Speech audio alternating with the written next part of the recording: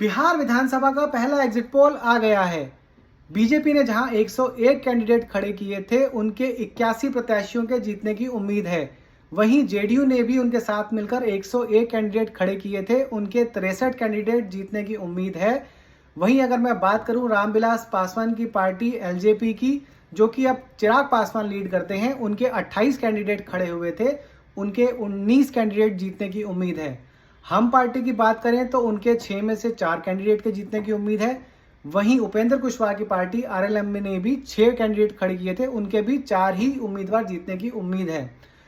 एक independent candidate भी खड़ा हुआ था, क्योंकि जो चिराग पासवान की पार्टी थी, उस पार्टी के कैंडिडेट का जो है नॉमिनेशन कैंसिल हो गया था, तो उन्होंने इंडिपेंडेंट कैंडिडेट को जो है अपना सपोर्ट किया था। उस कैंडिडेट के भी जीतने की उम्मीद है। तो टोटल 243 में से 172 सीटें जो हैं वो एनडीए जीतते हुए क्लीन कट सरकार बनाता लग रहा है। वहीं अगर मैं महागठबंधन की बात करूं तो कुछ फ्रेंडली सीटों पे फाइट्स के साथ आरजेडी ने 143 सीटों पर जो है कैंडिडेट खड़े किए थे, उनके 40 सीटों पे जीतने की उम्मीद है।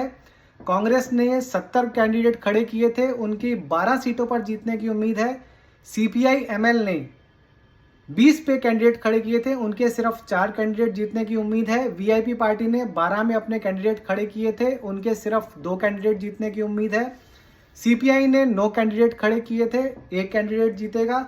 सीपीआई एम 4 कैंडिडेट खड़े किए थे, कोई भी उनका कैंडिडेट नहीं जीत रहा है। आईआईपी पार्टी, उन्होंने अपने 4 कैंडिडेट खड़े किए थे, उनकी कोई भी जीतने की उम्मीद नहीं है। जेजेडी 1 कैंडिडेट, कोई जीतने की उम्मीद नहीं। 2 इंडिपेंडेंट खड़े हुए थे, उनकी भी जीतने की उम्मीद बिल्कुल 0 है।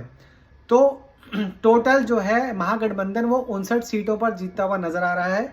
इसके अलावा जो पार्टियां थी, जैसे कि एआईएमआईएम, उन्होंने 25 सीटों पर अपनी लड़ाई लड़ी थी, उसमें वो 6 सीटें जीतते हुए नजर आ रहे हैं। पिछली बार 5 सीटें जीती थी उन्होंने।